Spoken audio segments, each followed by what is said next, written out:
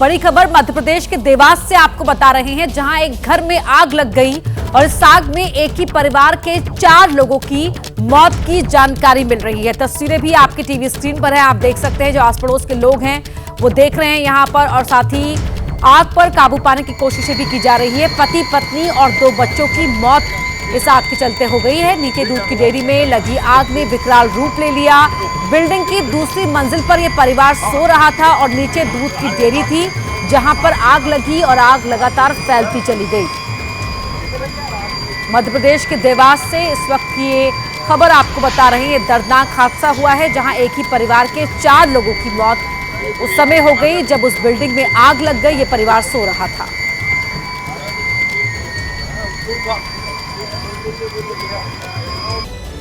और आइए खबरों में आगे बढ़ते हैं। प्रधानमंत्री नरेंद्र मोदी आज 2 दिन की कुवैत यात्रा पर रवाना होंगे। 43 साल बाद किसी भारतीय प्रधानमंत्री की कुवैत यात्रा ये होने जा रही है। पीएम की कुवैत यात्रा के दौरान कई अहम समझौते भी हो सकते हैं। एक रिपोर्ट आपको दिखाते हैं।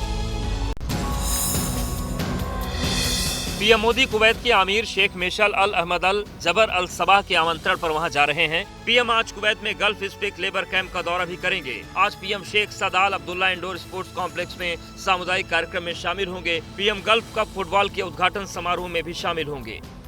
Separate meetings with the Amir of Kuwait and the Crown Prince of Kuwait. There will be delegation level talks with the Prime Minister of Kuwait thereafter.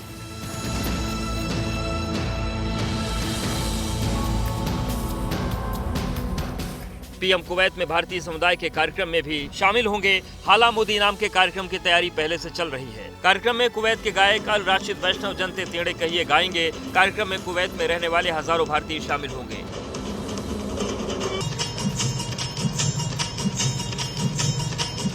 Kuwait दौरे के दूसरे दिन पीएम को गार्ड ऑफ ऑनर दिया जाएगा। दूसरे दिन PM Kuwait के अमीर और कुवैत के क्राउन प्रिंस से मुलाकात करेंगे।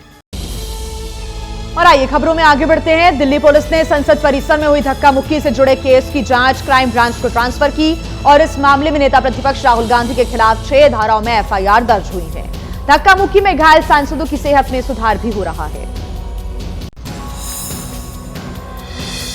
संसद धक्का मुक्की केस में दिल्ली पुलिस ने बीजेपी और कांग्रेस दोनों पार्टियों की शिकायत क्राइम ब्रांच को सौंप दी है। क्राइम ब्रांच अब इस मामले की जांच को आगे बढ़ाएगी। सूत्रों के मुताबिक क्राइम ब्रांच की टीम जल्द ही घायल सांसदों महेश राजपूत और प्रताप सारंगी के बयान दर्ज करेगी। इसके साथ ही घटना की सीसीटीवी फुटेज और मोबाइल वीडियो की पड़ताल होगी। मीडिया कैमरों के फुटेज भी सबूत के तौर पर जुटाए जाएंगे। क्राइम ब्रांच की टीम फुटेज जुटाने के लिए लोकसभा स्पीकर की इजाजत लेगी। बयान और फुटेज मिलने के बाद घटना स्थल पर सीन को रिक्रिएट किया जा सकता है। सांसदों के बयान दर्ज करने के बाद पुलिस राहुल गांधी से पूछताछ कर सकती है। इसी बीच कांग्रेस ने मांग की है कि घटना की सीसीटीवी फुटेज जारी की जाए।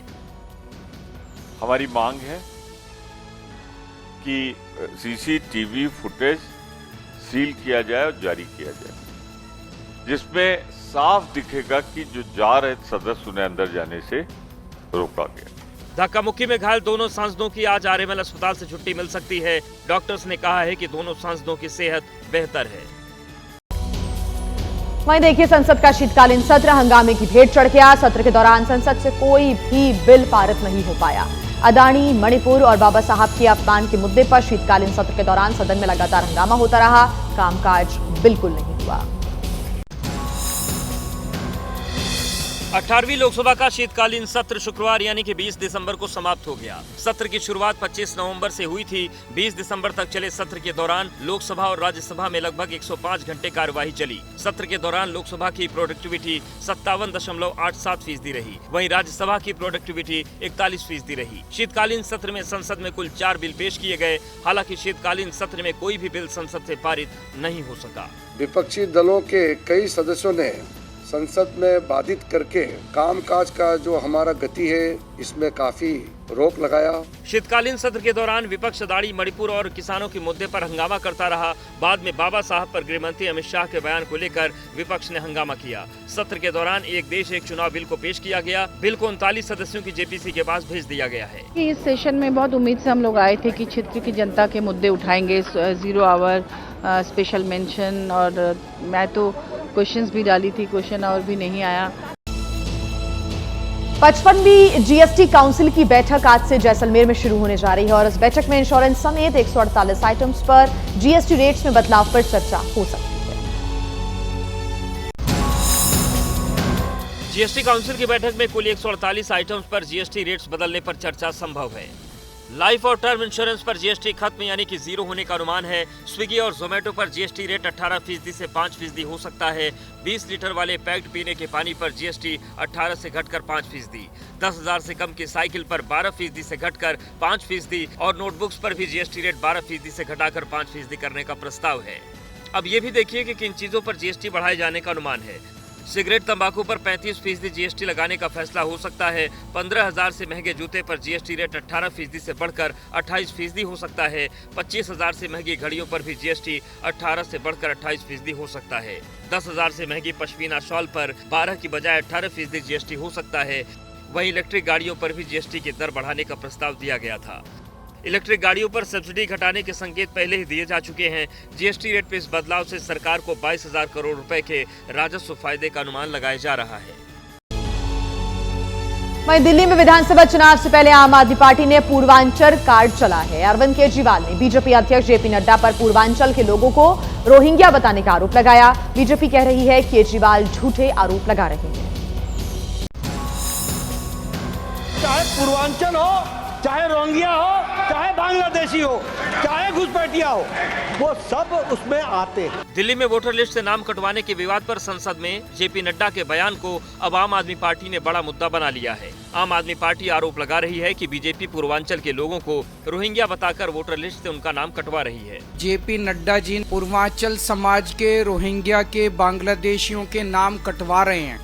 उनको रोहिंग्या कैसे कहा जा सकता है, उनको बांग्लादेशी कैसे कहा जा सकता है? दिल्ली में 30 से ज्यादा विधानसभा सीट पर पूर्वांचल के वोटर्स का असर है। 17 विधानसभा सीटों पर 30 से 55% तक पूर्वांचल के वोटर हैं। दिल्ली की आबादी में पूर्वांचल के लोगों की हिस्सेदारी 40% है। इन वोटर्स को अपने पाले में लाने के लिए अब आपके राज्यसभा सांसद संजय सिंह यात्रा निकालेंगे। वहीं बीजेपी कह रही है कि पूर्वांचल को लेकर केजरीवाल झूठे आरोप लगा रहे हैं। जिस प्रकार से उन्होंने पूर्वांचलियों को बांग्लादेशियों के बराबर में लाके खड़ा किया है, ये छटपटाहट दिखाती है अरविंद केजरीवाल। और वहीं दिल्ली विधानसभा चुनाव के लिए आम आदमी पार्टी और बीजेपी जमीन पर तैयारियों में जुटी हुई है। आम आदमी पार्टी सवाल पूछ रही है कि दिल्ली में बीजेपी का चेहरा आखिर कौन है, तो वहीं बीजेपी इस बार बिना चेहरे के मैदान में उतरने की तैयारी में है।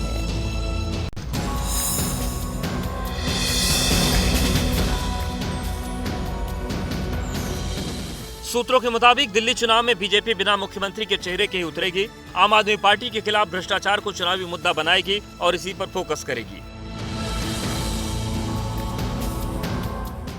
वहीं केजरीवाल बीजेपी से सवाल पूछ रहे हैं कि उसका चेहरा कौन है। तो ये तो बिना दूल्हे की बारात है। क्यों नहीं दे रही है? उनसे पूछो कि भाई आप किसके नाम पे चुनाव लड़ना चाहते हो, कौन होगा, अगर कौन जिम्मेदारी संभालेगा, उनसे पूछिए। आप दिल्ली के लोग जानना चाहेंगे, दिल्ली के लोगों का हक बनता है जानना। आप केजरीवाल वर्सेस कौन के जरिए अपने चुनावी कैंपेन को धार दे रही है। इस नैरेटिव का फायदा केजरीवाल को पिछले चुनाव में मिल चुका है। भाजपा के पास फेस है ही नहीं। दूल्हा कौन है भाजपा बताए तो सही। इनके पास ना 70 कैंडिडेट है, ना सीएम फेस है, ना दिल्ली के लिए कोई विजन है, ना दिल्ली के लिए कोई प्लान है। बस एक ही चीज है, केजरीवाल को गाली निकालो, केजरीवाल को बदनाम करो। महाराष्ट्र की बात करते हैं, जहां अवैध बांग्लादेशी घुसपैठियों के लिए फडणवीस सरकार डिटेंशन सेंटर बनाएगी। सीएम फडणवीस ने विधानसभा में कहा कि गिरफ्तार किए गए अवैध घुसपैठियों को डिटेंशन सेंटर में ही रखा जाएगा और उन्हें डिपोर्ट किया जाएगा। महाराष्ट्र विधानसभा में जेल प्रणाली सुधार विधेयक पर चर्चा का जवाब देते हुए सीएम देवेंद्र फडणवीस ने कहा कि गिरफ्तार किए गए अवैध बांग्लादेशी घुसपैठियों को डिटेंशन सेंटर में रखा जाएगा।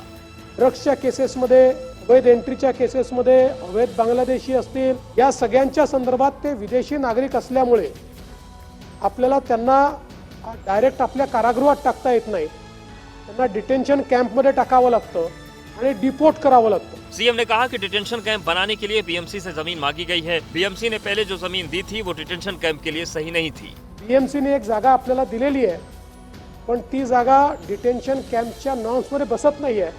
पण दुसरी जागा आपण मागितली आहे। बीएमसीने त्या ठिकाणी तशी जागा देण्याच्या संदर्भात आपल्याला सांगितलेलं आहे। त्यामुळे लवकरच मुंबईमध्ये एक चांगलं डिटेंशन सेंटर हे देखील आपण तयार करू। महाराष्ट्र सरकार पहले ही कह चुकी है कि सूबे में रह रहे अवैध घुसपैठियों की पहचान करेगी और उन्हें डिपोर्ट करेगी।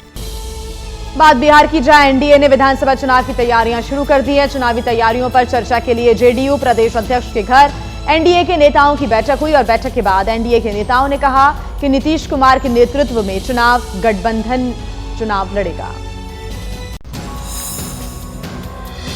जेडीयू के प्रदेश अध्यक्ष उमेश कुशवाहा के घर पर बिहार एनडीए में शामिल दलों की बैठक हुई। बैठक में 15 जनवरी से शुरू हो रहे कार्यकर्ता सम्मेलन पर चर्चा हुई। ये सम्मेलन बिहार के हर जिले में होगा। 5 चरणों में ये सम्मेलन होगा। सम्मेलन में एनडीए में शामिल सभी 5 दलों के कार्यकर्ता शामिल होंगे। सम्मेलन की शुरुआत 15 जनवरी को पश्चिम चंपारण के बगहा से होगी। पहला चरण 15 जनवरी से 22 जनवरी तक चलेगा। बैठक के बाद जेडीयू प्रदेश अध्यक्ष ने कहा कि बिहार में नीतीश कुमार ही गठबंधन का चेहरा होंगे। स्पष्ट है कि एनडीए घटक दल के तमाम नेता ने माननीय मुख्यमंत्री नीतीश कुमार जी के नेतृत्व में 2025 चुनाव लड़ने का तय है और उनके नेतृत्व में 225 फिर से नीतीश, ये हम लोग का लक्ष्य है। चंद दिन पहले ही गृह मंत्री अमित शाह ने कहा था कि बिहार में चुनाव बाद सीएम तय होगा। हालांकि एनडीए की बैठक के बाद बिहार बीजेपी के नेताओं ने भी कहा कि नीतीश ही गठबंधन का चेहरा है। माननीय नीतीश कुमार जी के नेतृत्व में 2025 का विधानसभा चुनाव लड़ा जाएगा और हमारा चेहरा नीतीश कुमार जी है और हम लोग एनडीए गठबंधन दल नीतीश कुमार जी के नेतृत्व में चुनाव लड़ेंगे। कांग्रेस कार्यकर्ता प्रभात पांडे की मौत की जांच कर रही यूपी पुलिस ने लखनऊ में कांग्रेस कार्यालय के कमरा नंबर 30 को सील कर दिया है। पुलिस ने अजय राय समेत दूसरे कांग्रेस के नेताओं को बयान दर्ज कराने के लिए नोटिस भी भेज दिया है। प्रभात पांडे की मौत की जांच कर रही पुलिस की टीम लखनऊ में कांग्रेस ऑफिस पहुंची। कांग्रेस दफ्तर के जिस कमरे में प्रभात पांडे बेसुध मिले थे, उस कमरे की पुलिस ने फिर जांच पड़ताल की। पुलिस ने कांग्रेस कार्यालय में मौजूद केयरटेकर समेत अन्य लोगों से पूछताछ की। साथ ही कांग्रेस दफ्तर के सीसीटीवी को भी चेक किया। जांच के बाद पुलिस ने कमरे को फिर सील कर दिया। पुलिस ने कांग्रेस के प्रदेश अध्यक्ष अजय राय समेत अन्य कांग्रेस कार्यकर्ताओं के बयान दर्ज कराने के लिए नोटिस जारी किया है। हमारी तरफ से पूरा सहयोग है, पूर्ण हम सहयोग कर रहे हैं। ये किसी के दबाव में आकर, सरकार के दबाव में आकर कोई भी ऐसी चीज न कही जाए जिससे उस पूरे घटनाक्रम को या कोई उसका दूसरा रूप दिया जाए। उत्तर प्रदेश के मुख्यमंत्री योगी आदित्यनाथ ने अयोध्या में बीजेपी पदाधिकारियों के साथ मंथन किया। बैठक में सीएम ने पार्टी पदाधिकारियों को मिल्कीपुर विधानसभा सीट पर होने वाले उपचुनाव में जीत का मंत्र दिया।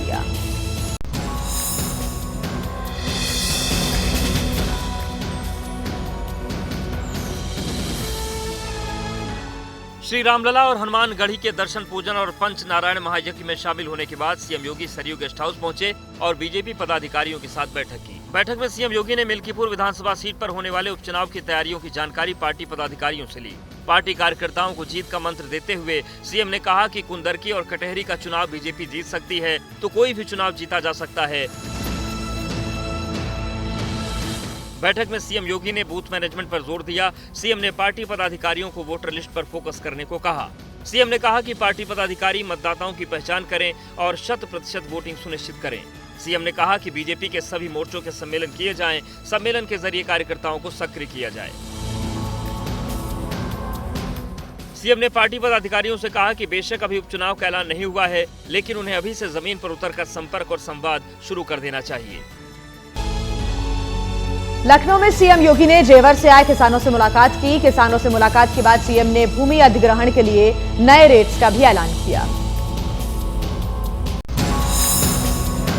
जेवर एयरपोर्ट के लिए जमीन देने वाले किसानों से सीएम योगी ने लखनऊ में अपने आवास पर मुलाकात की। सीएम ने किसानों के लिए अहम घोषणाएं भी की। सीएम ने जमीन अधिग्रहण के नए रेट्स का ऐलान किया। अब किसानों से जमीन अधिग्रहण का रेट 4300 रुपए प्रति वर्ग मीटर होगा। जमीन के बदले किसानों को 10% प्लॉट भी मिलेगा। स्थानीय युवकों को कंपनियों में रोजगार मिलेगा। किसानों को नियमानुसार ब्याज का भी भुगतान होगा। सीएम योगी ने कहा कि जमीन अधिग्रहण के प्रभावित किसानों के लिए सरकार रोजगार और स्वरोजगार का पूरा प्रबंध करेगी। मात्र 10 वर्ष के बाद पूरे देश के अंदर सबसे विकसित क्षेत्र होने जा रहा है आपका जेवर। सबसे विकसित क्षेत्र, सब फेल हो जाएंगे। सीएम योगी ने कहा कि अप्रैल 2025 में जेवर इंटरनेशनल एयरपोर्ट का उद्घाटन पीएम मोदी करेंगे। एयरपोर्ट बनने से पहले इस इलाके की तस्वीर बदल जाएगी। अप्रैल में प्रधानमंत्री जी के हाथों हम लोग एयरपोर्ट का उद्घाटन भी करवाएंगे। बड़ा कार्यक्रम होगा। देखिए, आप लोग देश को एक ऐसी चीज दे रहे हैं, यही परिवर्तन होता है। बिहार में दरभंगा में एक मदरसे को लेकर विवाद हो रहा है। आरोप लग रहा है कि मदरसा सरकारी जमीन पर बना हुआ है। इसको लेकर शिकायत भी दर्ज कराई गई है। मदरसे के अतिक्रमण की शिकायत के बाद मुरिया में सुरक्षा बढ़ा दी गई। विक्की जायसवाल का आरोप है कि मदरसा बनाने में सरकारी जमीन के साथ ही उनकी जमीन को भी कब्जा किया गया है। शिकायत करने पर उन्हें धमकी दी जा रही है। जहाँ पे मेरा घर है वहाँ पे अल्पसंख्यक है, कुछ मुस्लिम दबंगों के द्वारा, जिसको सर हम बाइनेम आवेदन में दिए हैं, 28 पार्टी है, एवं सर फर्जी मदरसा जो मदरसा नूरुल इस्लाम के नाम से चल रहा है मुड़िया में, दरभंगा जिला के अंतर्गत जो पड़ता है, वो अवैध रूप से चलाया जा रहा है। सर मदरसा का कोई भी पेपर नहीं है। प्रशासन ने दोनों पक्षों को कोर्ट जाने के लिए कहा है। साथ ही गड़बड़ी रोकने के लिए इलाके में पेट्रोलिंग बढ़ा दी गई है।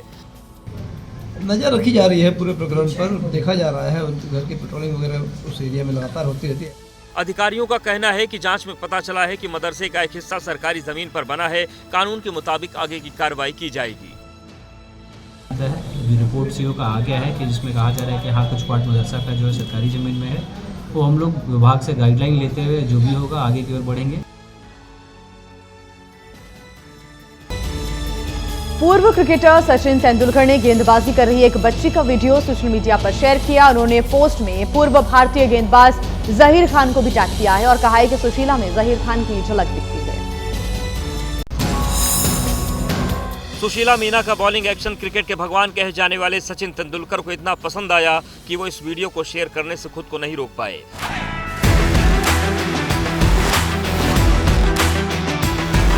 सचिन तेंदुलकर ने वीडियो के साथ कैप्शन में लिखा, सहज और देखने में आनंदमयी।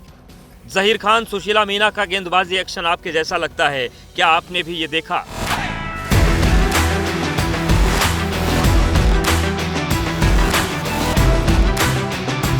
वीडियो में सुशीला भी जहीर खान की तरह बाएं हाथ से गेंदबाजी करते नजर आ रही हैं। सचिन ने जैसे ही ये वीडियो शेयर किया, इसे सोशल मीडिया पर खूब शेयर किया जा रहा है। फैंस भी सुशीला की जमकर तारीफ करने में लगे हैं।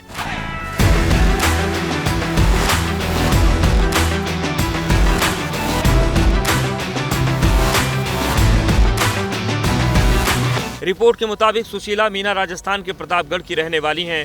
सुशीला स्कूलों के बीच होने वाले क्रिकेट मैचों में खेलती हैं।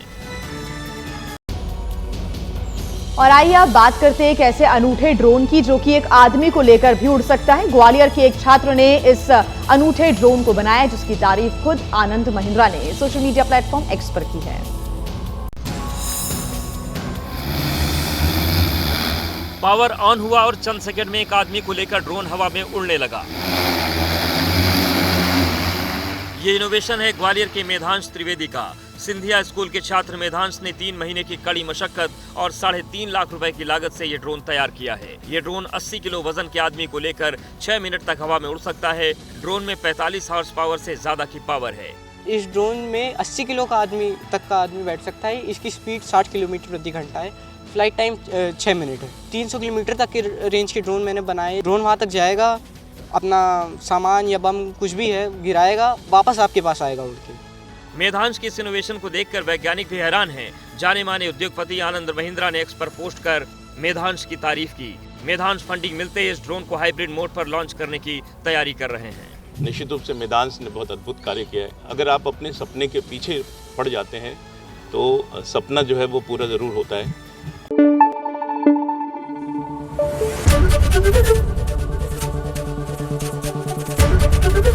एबीपी न्यूज़ आपको रखे आगे।